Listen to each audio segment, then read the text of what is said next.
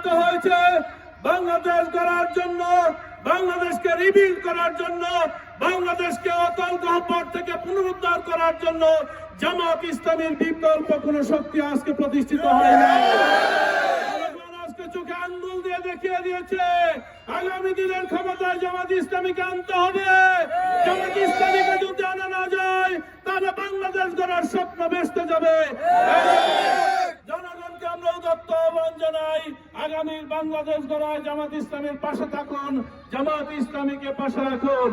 আমি শেষ করতে চাই কথা বলেন, আগামী শুক্রবার নরসিংদীতে একটি জনজোয়ার সৃষ্টি হবে, নরসিংদী জনসমুদ্রে পরিণত হবে ইনশাআল্লাহ।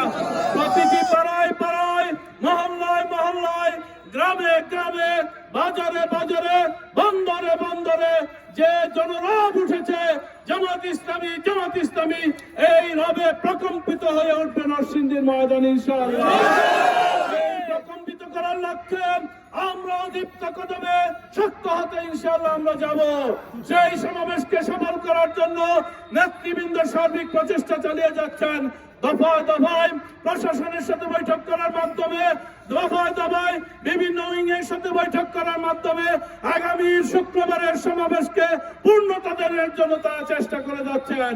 আপনারা দলে দলে যাবেন, মিছিল নিয়ে যাবেন, কলরব করে যাবেন, আওয়াজ তুলে যাবেন, বজ্রকণ্ঠে উচ্চকণ্ঠে স্লোগান দিতে দিতে জনসভা স্থলে উপস্থিত হবেন ইনশাআল্লাহ। আমরা আপনাদেরকে বলতে চাই, জনসভা আসরের নামাজের আগে শেষ হবে। 3:30টায় আমির জামাত তার বক্তব্য রাখা শুরু করবেন, 4:15 পর্যন্ত তিনি বক্তব্য রাখবেন, এরপরে জনসভা শেষ হয়ে যাবে। এই জন্য জনগণকে বলে দিবেন, প্রচলিত জনসভার মতো জনসভা হবে না, যেটা সন্ধ্যা পর্যন্ত চলবে না। ওই দিন রোজার দিন, সবে বরাতের রাত্রের দিন।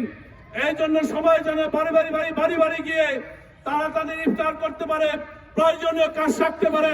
সেই জন্য আমির জামাত আজকে দুপুরের দিকে নির্দেশনা দিয়েছেন যে তিনি 3:30টায় মঞ্চে উঠবেন তিনি 2টার পরে ইনশাআল্লাহ, 2:30টার দিকে তিনি মঞ্চে উঠবেন, আপনাদের সাথে সহবত দিবেন ইনশাআল্লাহ।